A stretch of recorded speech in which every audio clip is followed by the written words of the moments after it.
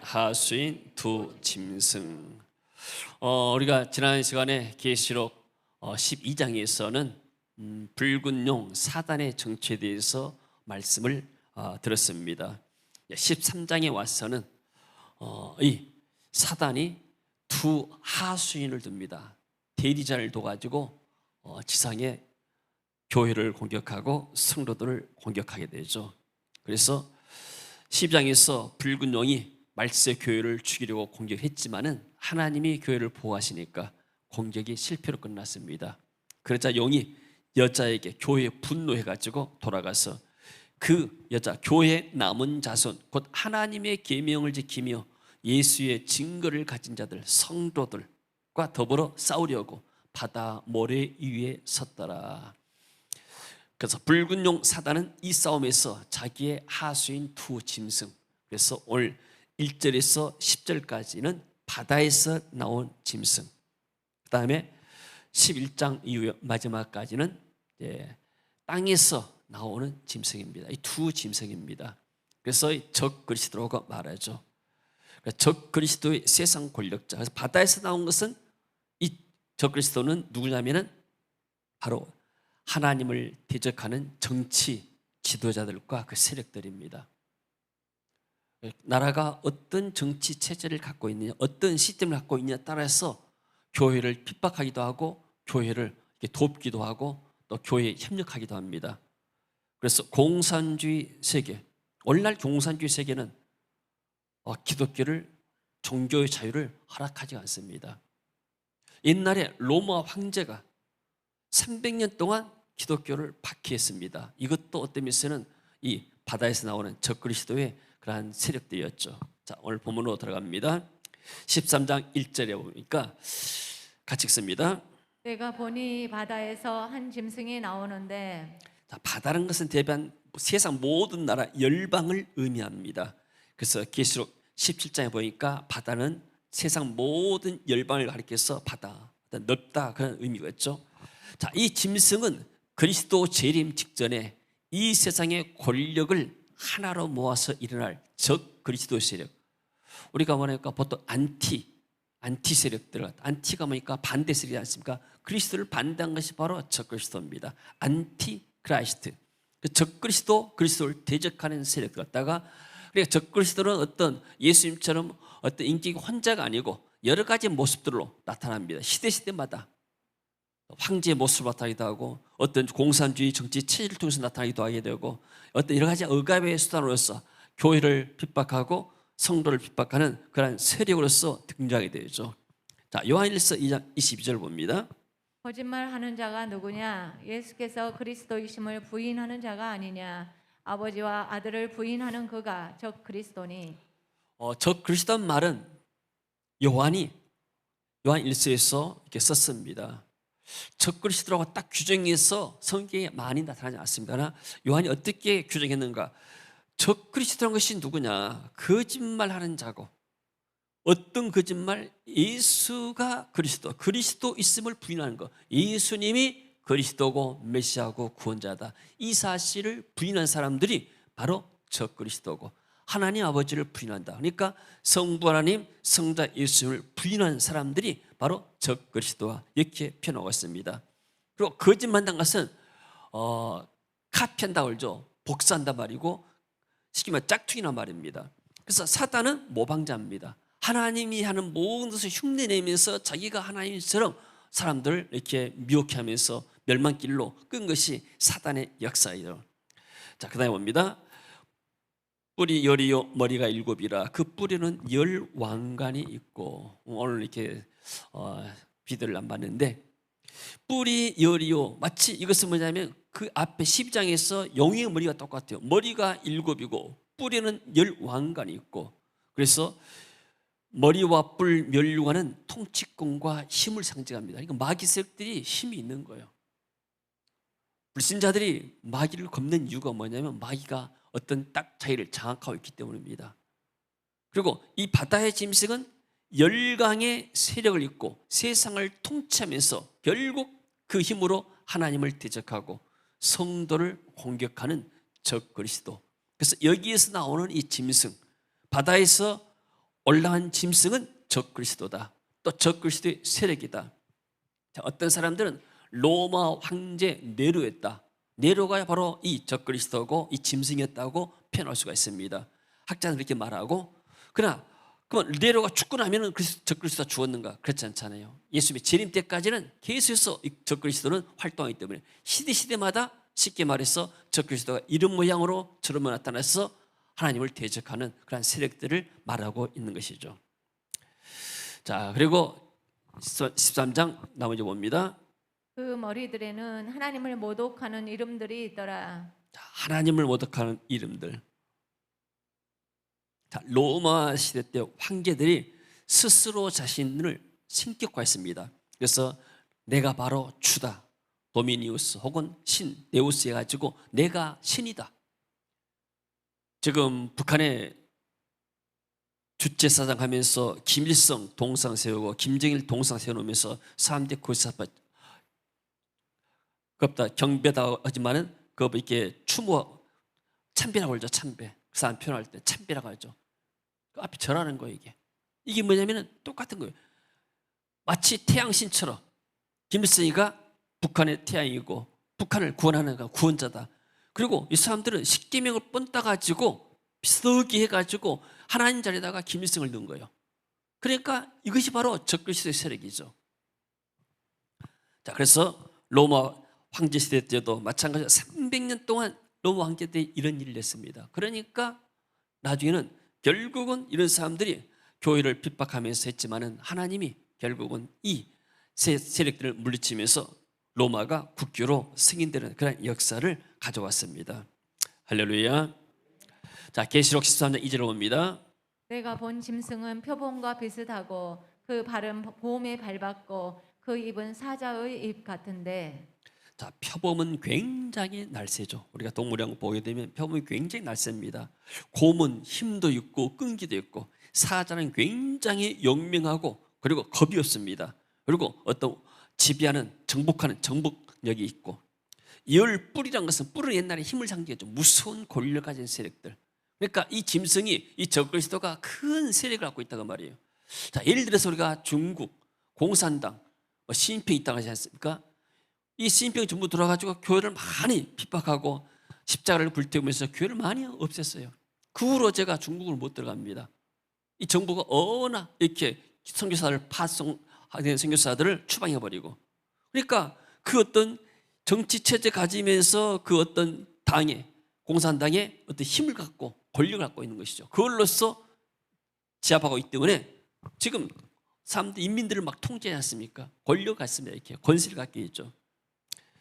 그러니까 우리가 이렇게 보면은 선거 때 보면은 많은 사람들이 이렇게 자기의 친한 사람들 찍기도 하고, 동양 사람들 찍기도 하고, 또 아는 사람들 찍기도 하고, 자기와 성향이 비슷한 사람들을 후보로 내기도 합니다. 그러니까 우리 기독교는 한 가지 기준이 있어야 됩니다. 뭐냐면은 이 사람이 교회를 위하느냐, 하나님을 위하느냐, 아니면 하나님을 대적하느냐. 그래서 최소한도 하나님을 이해하고 교회를 이해하지 않다 하더라도 하나님을 대적하는 이 사람들이 말을 냈다거나 정치 어떤 법안을 냈다거나 이런 사람들은 우리는 이렇게 그런 사람들을 선정하면 안 됩니다. 왜냐하면 이런 사람들이 나가지고 어떤 지도자가 되고 나게 되면은 교회를 핍박하고 성도들의 신앙을 방해하기 때문에. 그래서 우리는 공산주의의 어떤 이 사상 체계, 정치 체계를 받아들일 수가 없는 거예요. 왜? 공산주의는 유물로이기 때문에 신을 인정하지 않습니다. 그래서 우리가 이런 것들은 미서 지식을 쌓아야 할 줄로 압니다. 자, 다니엘서 3장 7장에 보게 되니까 이 지금 요한계시록도 다니엘서에만이 배경을 넣습니다. 거기도 짐승이 나오죠. 읽어봅니다. 큰 짐승 넷이 바다에서 나왔는데 그 모양이 각각 다르더라. 그 뒤로 보니까 사자 모습, 곰 모습, 표범, 열뿔 가진 짐승. 말세는 이런 짐승들, 짐승과 같은 적그리스도 세력들이 나타나가지고 성도들을 핍박할 것이다. 이것을 지금 예언해 놓은 것과 똑같습니다. 자, 그 다음에 봅니다. 용이 자기의 능력과 보좌와 큰 권세를 그에게 주었더라. 자, 사탄은 자기 때가 얼마 남지 않은 줄 압니다. 예수의 재림의 때가 되면 심판받아서 불못에 갇히게 됩니다. 그때까지만 활동할 수 있기 때문에 최후의 발악입니다. 자, 그래서 자기의 하수인 용이 이 바다에서 나오는 이 짐승에게 권세를 줬습니다. 힘을 준 거죠. 그러니까 사단은 꼭 하나님을 모방하죠. 하나님과 하나님의 아들 예수 그리스도가 있지 않습니까? 근데 자기도 이 권세를 이 짐승이 적그리스도에 줘가지고 교회를 대적하고 성도들을 대적하게 만드는 것이죠. 그래서 사단은 세상 권력을 쥐고 있는 적그리스도의 세력에게 자신의 권력을 양도합니다. 그래서 바다에서 나온 이 짐승은 정치적인 세력들, 그 다음에 땅에서 나온 짐승은 이것은 종교적인 세력들을 말하고 있습니다. 그래서 사단과 적그리스도는 하나가 되어서 성도들을 공개적으로 또 조직적으로 박해한 것이 마지막 말세에 일어난다고 말씀하고 있죠. 실제로 지금 세상에서 이렇게 일어난 일도 많이 있습니다. 나라에 따라 다르지만은. 자, 13장 3절. 그의 머리 하나가 상하여 죽게 된 것 같더니 그 죽게 되었던 상처가 나오매 온 땅이 이상히 여겨 짐승을 따르고. 자, 거기에 보니까 머리가 뿔이 있는데 한 머리가 그 가운데 머리 하나가 땅에 떨어져 죽었습니다. 땅에 떨어지니까 나중에 어떻게 해서 이것이 부활된 것이기만 예수의 부활처럼. 그러니까 적그리스도의 이 짐승이 머리가 여러 개 있는데 그 가운데 하나가 딱 떨어졌어요. 근데 어떻게 해서 이렇게 다시 부활한 거예요. 사람들이 놀랍니다. 힘을 상실했던 사람이 갑자기 또 힘을 얻어가지고 어떤 권력, 어떤 힘을 얻어가지고 다시 그의 세력을 활발히 정리한 것을 말하고 있죠. 그 적그리스도의 세력인 세상 권력을 잡은 자가 거의 일을 뻔하다가 다시 세력 얻어서 사람들의 지지를 얻도록 부활을 모방한 술수로 볼 것이다. 많은 이상한 일들이 많이 나고 또 많은 이적들이 행할 수가 있는 것이죠. 이 적그리스도의 세력이. 그래서 14절 4절 보면은 용이 짐승에게 권세를 주므로 용에게 경배하며 짐승에게 경배하여 이르되 누가 이 짐승과 같으냐 누가 능히 이와 더불어 싸우리요 하더라. 자, 얼마나 교만합니까? 하나님께 해야 할 경배를 갖다가 짐승한테 하라고 용한테 하라고 사단에게 경배하도록 만듭니다. 일본 사람들이 한국 와가지고 많은 나쁜 일을 했지만은 그 가운데 영적으로 일본 천황이 신이다, 신사를 만들어 놓고 천황 신당을 만들어 놓고 그 앞에서 사람들 하여금 아침마다 가서 절하도록 만들었습니다. 이게 얼마나 악한 일입니까? 결국 1945년에 원자폭탄 맞고 이 사람들이 이렇게 투항하고 항복했죠. 그리고 일본 왕이 나는 더 이상 왕이 신이 아니다 이렇게 선언을 했죠. 그러니까 이거 전부 다 사단의 일입니다. 그리고 일본이 얼마나 우상이 많은 나라인가. 곳곳마다 이렇게 집집마다 이렇게 가지고 이렇게 어떤 우상단지를 만들어 놓고 이렇게 섬기는 걸 보게 되면은 겉으로 볼 때는 이게 깨끗하고 사람들이 얌전하고 모든 예의가 바른 것 같지만은 영적으로 보니까 얼마나 어두운 나라인가. 그래서 우리가 알 수가 있는 것이죠. 그래서 그리스도의 부활을 모방한 사단의 술수에 온 세상이 미혹되어 하나님과 그리스도에 바치 할 경배를 사단과 적 그리스도에 바칩니다. 그래서 이 사단은 모방자, 자, 하나님과 예수 그리스도의 아들인데 이 사단은 적 그리스도를 통해서 교회를 공격하고 세상을 공격하죠. 꼭 하나님 흉내를 낸 겁니다. 그 사람들은 이렇게 모방을 맞지 않습니까? 뭔가 이렇게 사람들이 보는 대로 행하는 거예요. 그러니까 우리는 지금 코로나 때문에 수련을 못하지만은 아이들이 여름에 성경 캠프를 가고 또 학생들이 수련을 가고 성도들이 이렇게 또 수련에 가서 은혜 받는 것. 그래서 짧은 시간 같지만은 어떤 면에서는 굉장히 중요한 시간들입니다. 그러니까 지금 세상 사람들이 살아가면서 하나님께 집중할 수 있는 시간들을 상실해 버렸습니다. 그래서 우리 다닐 때만 하더라도 이렇게 스마트폰이 많지 않았어요. 그리고 우리는 이렇게 청년 때도 이런 스마트폰이 없었습니다. 그러니까 책도 읽고 또 가서 기도도 하고 이러지 어떤 시간 나름대로 시간을 하려고 했는데 요즘 아이들은 거의 다 스마트폰과 더불어서 삽니다. 스마트폰이 뭐 친구가 됐어요. 그냥 없으면 안 될 정도로. 그러다 보니까 하나님께 집중할 수 있는 시간들을 상실해 버립니다. 이것도 때문에서는 사단의 전략일 수도 있습니다. 사단이 하나님 받지 못하게 되고 자꾸 세상적인 것만 이렇게 따르도록 하는 것이 사단의 수수가 될 수 있는 것이죠. 그래서 로마 황제의 숭배나 일본 신사 참배라는 것이나 북한의 김일성 동상 만들고 참배라는 것이나 모든 것들이 정치적 세력들이 우상 앞에 그리고 이 사단 앞에 절하는 것입니다. 사람들이 겁니다. 조상 제사에 대해서 어떻게 생각하십니까? 죽은 조상에게 절 한번 한 것이 무슨 이렇게 대수냐 이렇게 생각하는 사람 많습니다. 그러나 그렇지 않습니다. 죽은 조상은 이미 천국 아니면 지옥으로 영혼은 이미 고정되어 있습니다. 한번 죽고 나면 그 영혼은 운명은 고정되어 버립니다. 예수 믿고 구원받았으면 천국에 있는 것이고 영혼이 그렇지 않고 죽으면 바로 지옥 행입니다. 그 죽은 조상이 되돌아와가지고 1년에 한 번 제사 날라서 밥 얻어 먹고 가고 그런 것이 아니에요. 만약에 그렇게 죽은 조상이 와서 밥을 얻어 먹는다면 왜 1년에 한 번만 제사를 드려야 됩니까? 365일 계속 해야지. 죽은 조상이 배고파 죽으면 어떻게 되겠어요? 논리적으로 맞지가 않습니다. 그리고 자기는 죽은 조상한테 할아버지 할머니한테 절한다 하지만은 이게 뭐냐면 배후의 사단 귀신한테 절하는 겁니다. 그래서 고린도전서 10장 20절에 이 말씀이 있어요. 대저 이방인의 제사는 하나님께 행한 것이 아니고 귀신에게 행하는 것이다.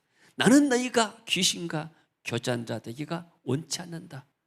그래서 귀신과 교제한 자, 왜 귀신과 교제합니까? 절하죠. 귀신한테 절하는 거예요. 이방의 제사가. 절했던 음식, 쉽게 말하면 귀신이 맡았던, 귀신에게 바쳤던 그 음식을 먹고 마시는 겁니다. 그러면 귀신과 교제한 자가 되는 거예요. 우리는 성찬 때지 않습니까? 하나님 앞에 나와서 예배 드리면서 예수님의 몸과 피를 살과 피를 상징하는 떡과 포도주를 떼면서 주님의 성찬에 동참하는 겁니다. 주님과 같이 교제하는 거예요. 근데 불신자들이 제사 전후하게 되면 귀신과 교제하고 제사를 많이 지낸 집하면 나중에는 반드시 영적인 문제가 오고 정의적인 문제가 오게 되고 자녀들에게 문제가 옵니다. 그래서 우상을 숭배한 사람은 3, 4대 만에 자손들이 망할 것이다.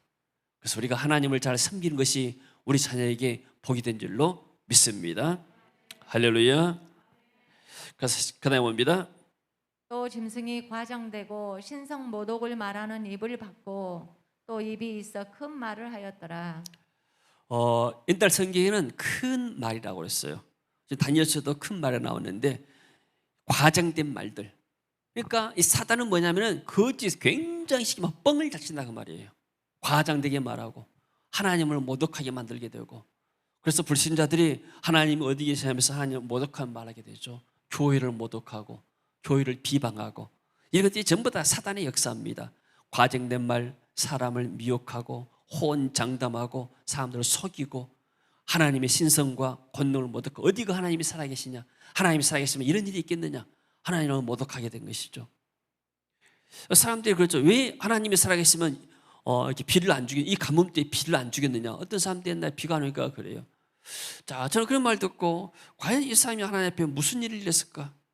하나님 앞에 행할 일도 아무것도 없으면서 그냥 좀 가물다해서 하나님을 원망하게 되고 그런 말을 들어봤습니다. 사단은 전부 다 하나님을 대적하는 말들. 그래서 우리 그리스도인들은 정말 우리 입술의 말에 하나님의 복이 있어야 할 줄로 믿습니다. 우리 말 속에 복이 있어요. 할렐루야. 그 다음에 5절 또 42달 동안 일할 권세를 받으니라. 자, 42개월은 3년 반입니다. 3년 반이란 말이 계속해서 나옵니다. 다니엘서도 3년 반이 나오게 되고 엘리야 때 3년 반 동안 기근이 세게 돼. 3년 반은 고통의 때입니다. 환란의 때고. 근데 이 또 3년 반을 또 7년 환란에도 말합니다. 7년 환란은 전 3년 반, 후 3년 반.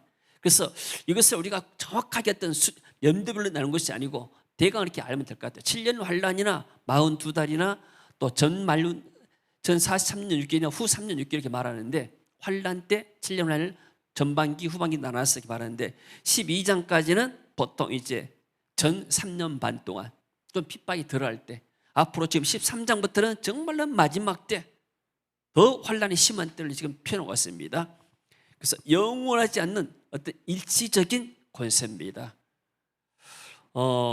이렇게 오늘 13장에 보게 되면은 사단이 두 하수인, 두 짐승을 통해서 지상의 교회를 핍박하고 성도들을 특별히 핍박하고 박해합니다. 그러면 13장만 보게 되면은 굉장히 어둡습니다. 지금이 마귀의 때고 정말로 이렇게 사단이 활발하게 지금 활동하고 있고 많은 사람들이 고통을 받고 있구나, 고통이 때구나. 그러나 결국은 이때가 영원하지 않습니다. 마귀는 반드시 멸망받을 존재이기 때문에 한시적입니다. 그래서 여러분들이 어떤 고통이 오고 고난이 올 때 좀 참으시기 바라요. 성도에게는 인내가 필요합니다. 아멘. 참고 나면 지나가는 거예요. 이런 바람이 있죠. 폭풍우. 365일 태풍이 붑니까? 그러지 않습니다. 태풍은 며칠 동안 불다 불나면 다 지나가는 거예요. 환란이라는 바람도 지나가는 것입니다. 어려움도 이 고통의 과정을 잠잠하게 기다리면은 이 고통의 때가 지나가는 겁니다. 할렐루야. 아멘. 좀 괴롭더라도 하나님을 바라보고 하나님 주시는 힘을 얻고 이 괴로운 기간들을 이겨내시길 주 이름으로 축원합니다. 또 짐승이 입을 벌려 하나님을 향하여 비방하다는 말, 블라스페르라는 헬라 말인데 중상하다, 모략하다, 악담하다. 사람들이 다른 사람에 대해서 막 이렇게 다른 친구가 있는데 다른 사람에 대해서 막 비난하고 막 그러지 않았습니까? 이 단어에서 신성모독이란 영어 블라스페미라는 단어가 파생됐다고 그래요. 그러니까 신성모독이란 말이 비방하다는 말이에요. 하나님을 비방하고 교회를 비방하고, 비방하는 것은 사단의 역사입니다. 자, 레위기 24장 16절. 여호와의 이름을 모독하면 그를 반드시 죽일지니 온 회중이 돌로 그를 칠 것이니라. 거류민이든지 본토이든지 여호와의 이름을 모독하면 그를 죽일지니라. 아멘. 하나님이 그랬죠. 여호와 이름을 망령되이 일컫지 말아라. 그래서 하나님의 이름을 모독하게 되면 반드시 그가 죽일 것이다. 죽여야 될 것이다. 지금 마귀가 이렇게 하나님을 모독하고 하나님을 대적하는데 하나님의 때가 되게 되면 이 마귀의 새는 영원히 멸망불로 들어갈 줄로 믿습니다. 우리 찬양 하나 할까요? 예수 우리 왕이요, 예수님만 우리 왕이고 사단은 모방자고 다 대적자입니다.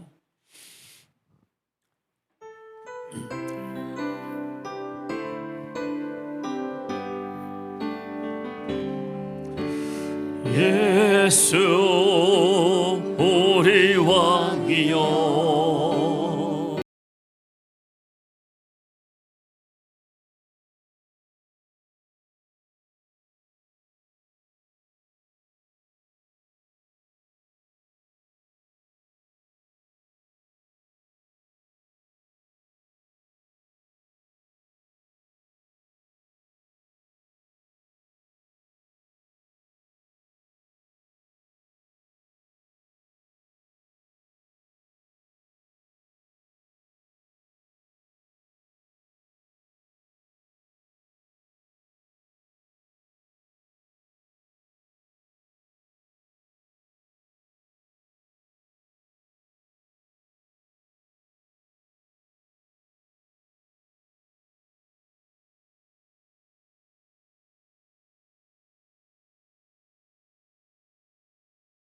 찬양하오리 주님을 경배하오리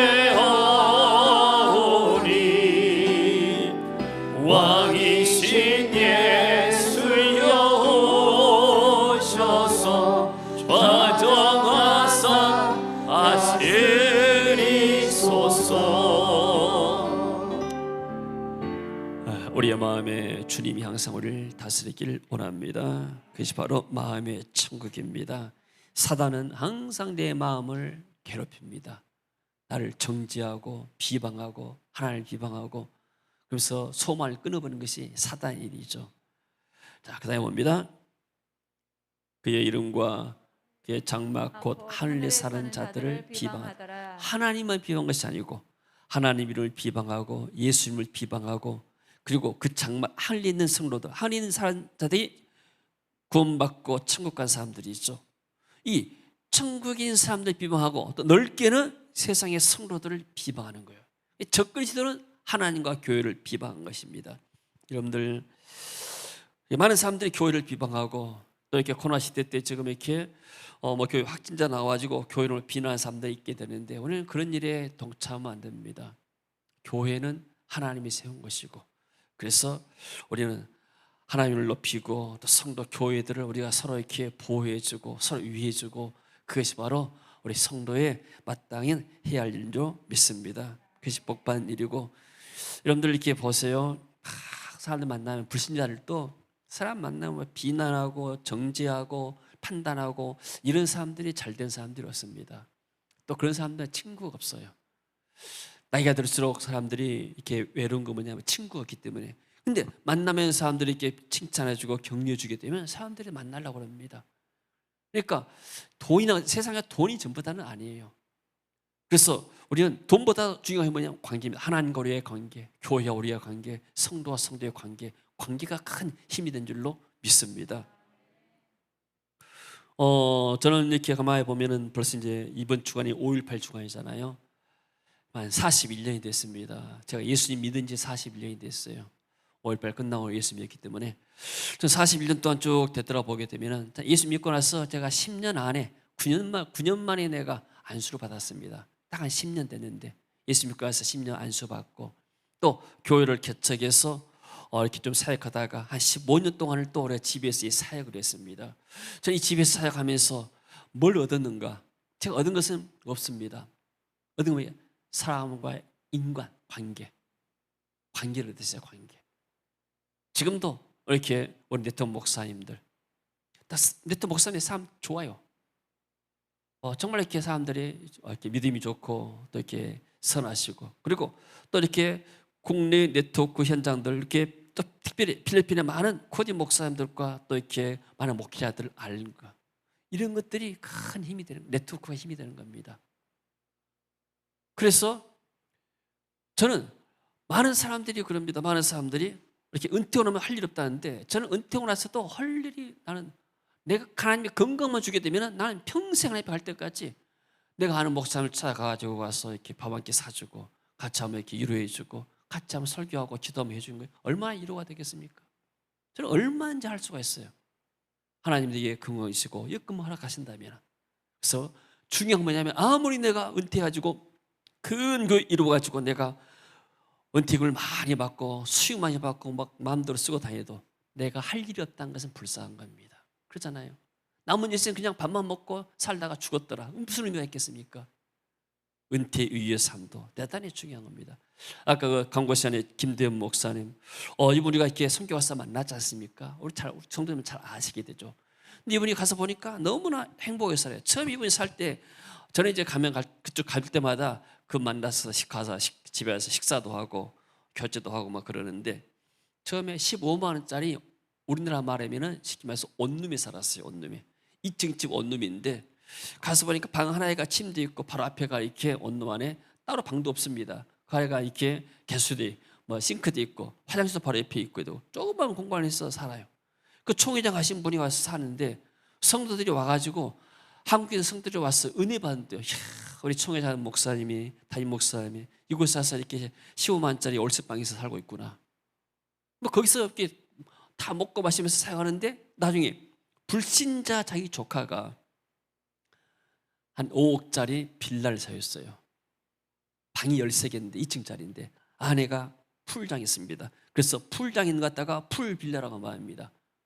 그걸 이제 사줘가지고 그 자기 불신자 조카 딸이 둘이 있는데 그 두 딸 좀 돌봐달라고, 중학교 또 한 학교를 졸업한 애들 둘을 좀 보살피면서 이렇게 해달라고 해서, 그래서 이분이 그것을 이제 법인으로 선교단체를 만들어가지고 선교법인으로 사가지고, 그 이제 사모님이 원장이 되고 이 목사님은 이제 거기 직원으로 들어가서 일한 거예요. 그래서 한국에서 특히 이제 목사님들 오게 되면 안내하고 거기서 숙소하게 되고, 그러면서 이분이 안내만 하는 것이 아니고 목사님들 거기서 자고 밥 먹을 거 하게 되면은 목사님들과 같이 교제를 하는 거예요. 교제하면서 자기의 사역을 이야기하고 간증을 이야기하게 되면 오신 분들이 은혜 받고, 그러면 나름대로 사역을 하면서 이분이 행복하게 되는 걸 봤습니다. 그러니까 우리는 하나님 앞에 갈 때까지 평생 나는 남은 삶을 어떻게 살 것인가.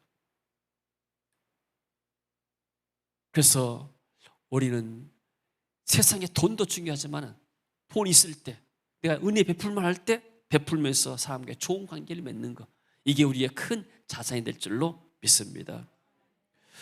우리의 감사한 것은 우리 성도님들이 필리핀의 어린 그 학생들, 중학생들, 고등학생들, 또 목회자 자녀들, 대학생들 이렇게 한 5만 원 정도씩 학급 이완해가지고 돕는 거, 이거 전부들 알기 너무나 좋은 겁니다. 물론 우리가 그 돈 아껴가지고 더 큰 돈 만들 수도 있고 또 유용한 데 쓸 수도 있습니다. 그러나 그런 것을 좀 이렇게 성교에 씨앗을 심어가지고 한다는 것은, 사람을 키워낸다는 것은 대단히 중요한 겁니다. 예수님도 지상에 계실 때 헤롯이 46년 동안 지었던 보다 더 큰 성전도 예수님이 지을 수가 있었습니다. 그러나 예수님은 그런 데 관심이 없었습니다. 딱 12 제자를 세놓고 가셨어요. 이게 예수님의 제자고 예수님의 사역입니다. 그러나 로마 캐토릭은 뭘 남겼는가? 큰 성당을 남겼습니다. 사람을 키우지 않고.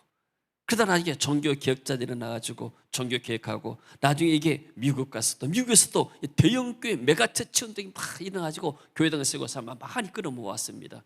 그래서 한 붐이 일어났죠. 교회 성장이라는 붐이. 그러나 이런 코로나 시대 때 되니까 직격탄 맞지 않습니까? 뭐가 남는가? 사람이 남는 거예요. 저는 큰 교회 목사님들 훌륭하고 존경합니다. 그러나 그분들이 부럽다는 생각하지 않아요. 왜요?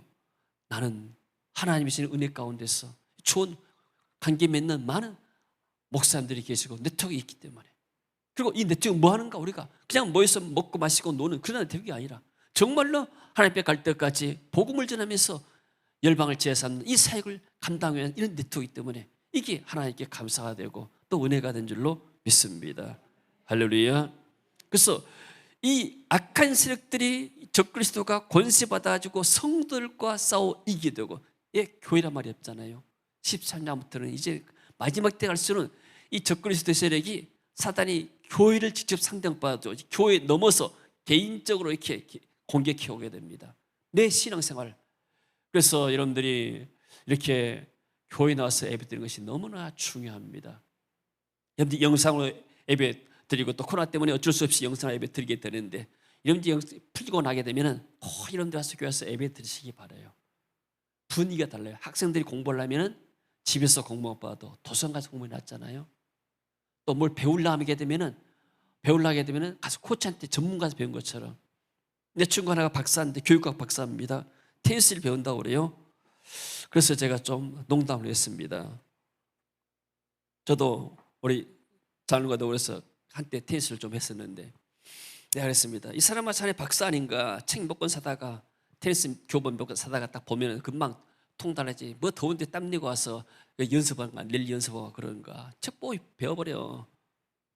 그게 농담이 있어. 책 보고 테니스를 배울 수 있습니까? 아니에요. 훈련장에 가서 코치한테 레슨 받고, 그래야 이게 실력이 늘고 또 발전이 있지 않습니까? 레슨 안 받고 하면 평생 그 수준이에요. 제가 이게 대학 다니면서 테니스 라켓을 샀어요. 전대 보면은 이제 테니스 코치가 있거든요. 가서 이제 치는데 실력이 안 는 거예요. 레슨 안 받으니까. 마찬가지입니다. 신앙생활도 교회 와서 신앙생활 해야 되고, 예배도 교회 와서 예배 드리는 것이 훨씬 영적으로 분위기가 좋은 줄로 믿습니다. 그리고 우리 마음속에 어떤 마음이 있어야 되는가? 예배에 대해서. 제가 이렇게 직장 생활하면서 처음으로 주일 오전 예배를 놓쳤습니다. 그날 주일날 사무소 소장 이사한다고 해가지고 직원들이 다 오라는 거예요. 물론 직원들이 진나라고 그러지 않지만은 이사한테 가보자고. 나 이제 신입사원이기 때문에 갔습니다. 주일날 교회 가는데 교회 안 가고, 11시 되니까 땅땅땅 그 당시 뭐 종이 울리고 막 그랬습니다. 그 소리 들리면서 나는 마음에 참 슬펐습니다. 내가 지금 저 종소리 듣고 성경 들고 교회 가서 예배 드려야 되는데, 이게 지금 나와서 뭐 하고 있는 거야 내가 지금. 그때 다짐했습니다.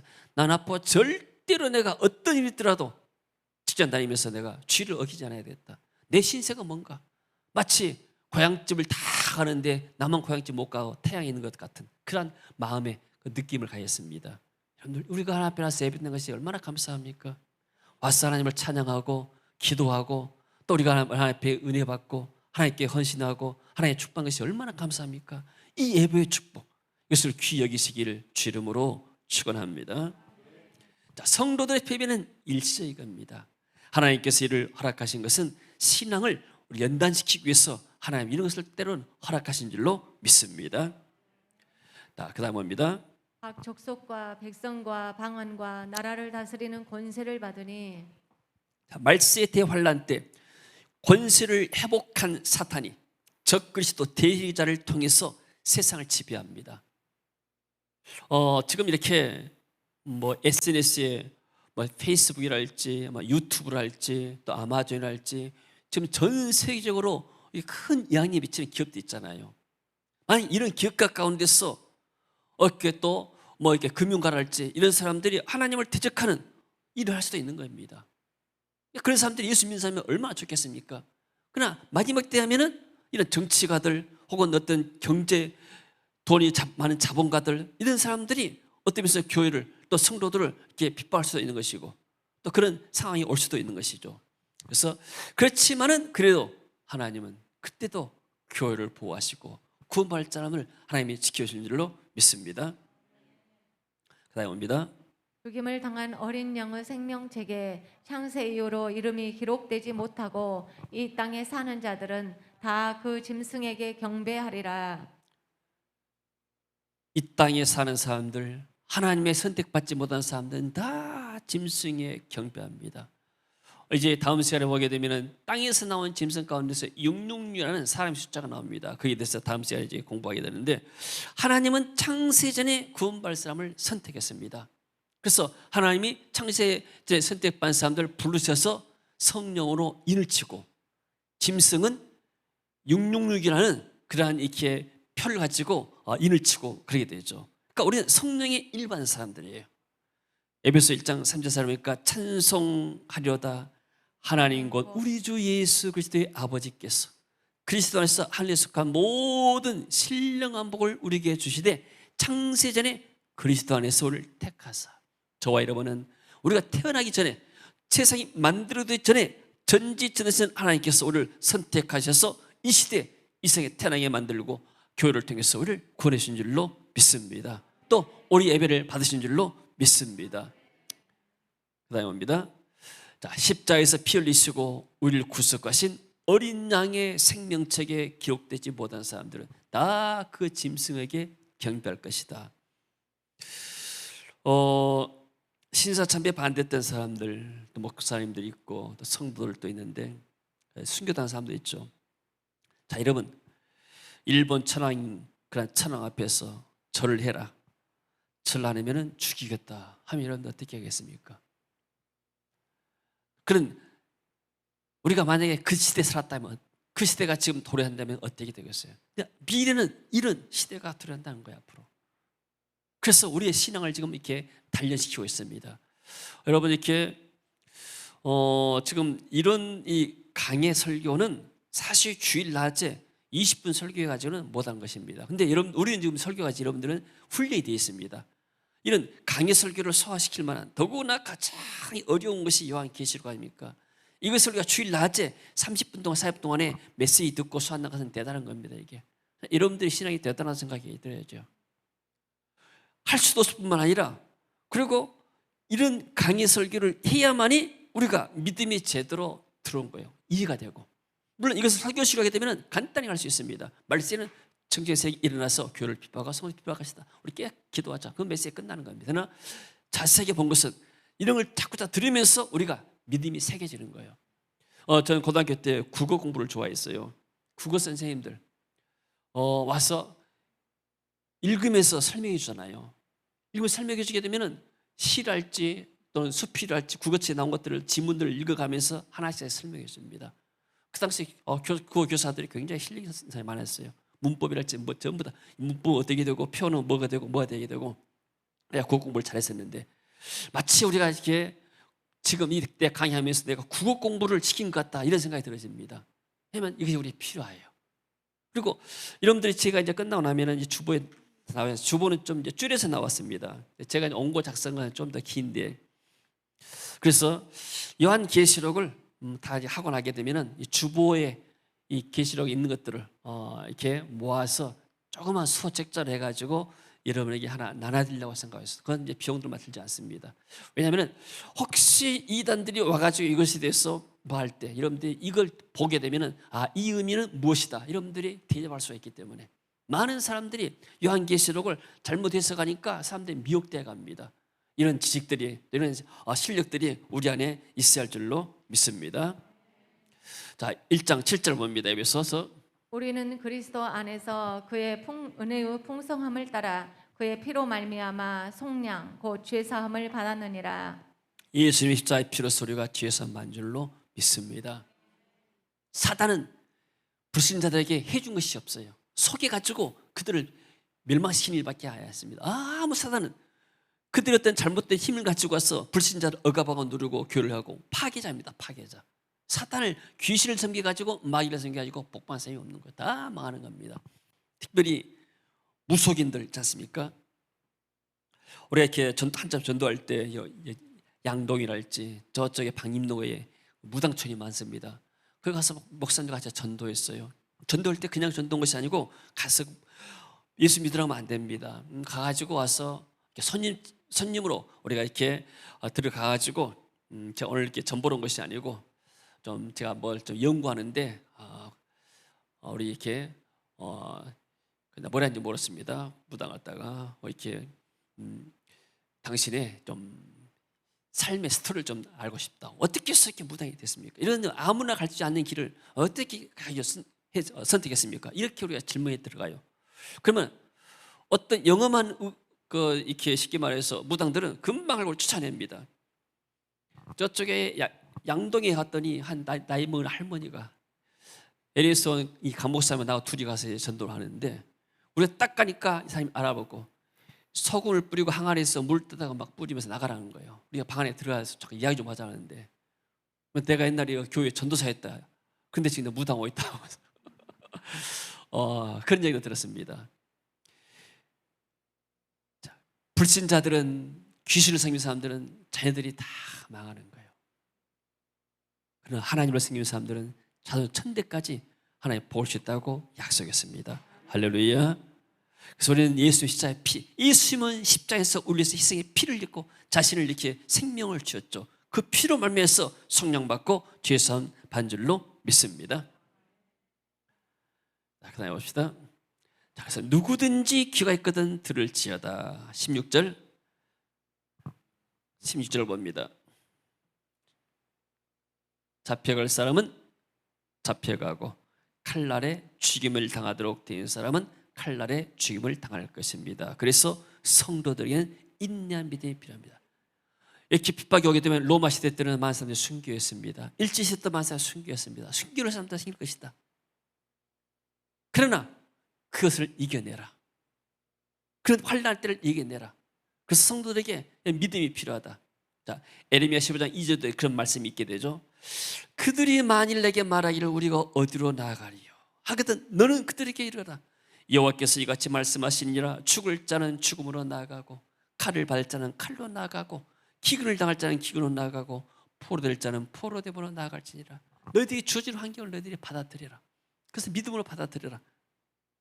여러분, 우리가 코로나 사태를 겪으면서도 이것을 우리가 믿음으로 받아들여야 할 줄은 믿습니다. 그래야 우리가 극복하기가 쉽습니다. 왜 이런 일이 벌어져가지고 내 인생이 안 풀리고 내 사업이 안 풀리고 내 길이 안 풀린가? 우리가 불필요한 것이 아니라 받아들이면서 이것을 가서 우리가 회복을 해야 됩니다. 이 사태를 통해서 내가 하나님과 관계를 회복하게 되고 내 믿음의 본질을 회복하게 되고 또 정말로 우리 은혜를 회복하는 시간이 되어야 할 줄로 믿습니다. 자, 결론입니다. 자, 사도 바울은 복음을 전하다가 많은 환난을 당했습니다. 그리고 죽기까지 순교했습니다. 이 사도 바울이 에베소 교인들에게 말합니다. 어떻게 말하는가? 참 보니까 이 요한계시록하고 에베소가 연결이 되는 거예요. 사도 요한이 요한계시록을 기록했고 그리고 사도 바울이 에베소를 했지만 에베소서는 교회를 향한 교회의 메시지입니다. 그 말세 사도 바울이 요한계시록을 기록하지 않았지만은 성도들에게 말씀을 사랑하는 성도들에게 어떻게 교회 생활을 할 것인가에 너무나 분명하게 말합니다. 자, 에베소서 봅니다. 사도 바울이 어떻게 성도들에게 부탁하고 기도했는가. 그러므로 너희에게 구한다. 너희를 위한 나의 여러 환난에서 낙심하지 말아라. 아니 사도 바울 목사님은 왜 저렇게 고통받고 힘을 들이고 환난을 당하는 건 낙심하지 말아라. 이것이 너희 영광이 될 수가 있다. 그리고 내가 하나님 앞에 기도한다. 하늘과 땅에 있는 모든 족속에게 이름을 주신 아버지 앞에 무릎을 꿇고 내가 기도한다. 하나님의 영광의 풍성에 따라서 성령으로 말미암아 너희 속사람을 능력으로 강건하게 하시고, 나는 너희들의 겉사람 육체의 건강도 중요하지만 너희들이 영적으로 강건한 사람이 되기를 원한다. 할렐루야. 영적으로 힘을 얻어야 됩니다. 여러분들 교회 와서 예배드리면 여러분들 영적으로 힘을 얻게 됩니다. 아멘. 나도 모르게 영적인 힘이 내게 오는 겁니다. 그리고 또 내가 영적으로 너무나 시달리고 악령에 시달리는 사람이 많아요. 시달릴 수도 있는 것이고, 그럴 때는 와서 여러분들이 또 안수기도 좀 할 수도 있게 되고 예수님 기도도 할 수 있는 것이고 영적인 힘을 얻는 겁니다. 할렐루야. 그리고 믿음으로 말미암아 그리스도께서 너희 마음에 계시게 하시고, 항상 믿음으로 그리스도가 너를 다스리길 원한다. 그리고 너희가 사랑 가운데서 뿌리가 박히고 터 가운데서 사랑이 없으면 흔들려 버립니다. 가정도 그러고 교회도 그러고 성도와 여러분 사이에서 성도와 관계 속에서 사랑이 없으면 관계가 흔들린 겁니다. 그리스도 안에서 사랑 안에서 관계가 형성이 되면서 뿌리를 내리고 성도와 함께 지식이 넘치는 그리스도의 사랑을 알고 지식질에도 공부해라. 그리고 하나님의 사랑, 그리스도의 사랑이 얼마나 넓고 얼마나 깊고 얼마나 오묘한지를 깨달아라. 하나님의 모든 은혜가 내게 충만하기를 원한다. 할렐루야. 이렇게 기도했습니다. 마지막 때 우리가 필요한 것이 하나님의 은혜인 줄로 믿습니다. 은혜 받아야 우리는 은혜 속에서 우리 영이 강건하고, 그리고 내가 영적으로 강건해야 사단의 적과 싸워서 승리할 수 있고, 혹시 어려운 환난이 온다 하더라도 우리는 환난을 견디며 일할 수 있는 힘이 우리에게 생긴 줄로 믿습니다. 할렐루야. 이번 주간도 그리스도 안에서 승리하는 저 그리스도에게 어떤 모양으로 우리에게 온다 하더라도 우리는 과감하게 예수 이름으로 우리가 나아가면서 승리하는 저와 여러분 또 우리 교회 되어지길 주 이름으로 축원합니다. 주님 감사합니다. 말세에 저 그리스도의 세력이 나타나서 더 성도들을 신앙을 방해하고 핍박하지만은, 그러나 우리 성도들은 깨어서 그리스도의 사랑의 깊이를 알고 터가 굳어지게 하시고 믿음이 더 부유해져서 영적으로 풍성해서 사단의 미인 사람들을 구원해내는 복된 은혜가 있도록 주여 축복하시고, 이번 주간도 사는 성도들 가정에서 자녀들의 현장에서 직장과 사업에서 승리하도록 주여 도우시고 역사하여 주옵소서. 예수님 이름으로 기도합니다. 자, 십자가 군병대에서 예수를 따를 때 같이 한번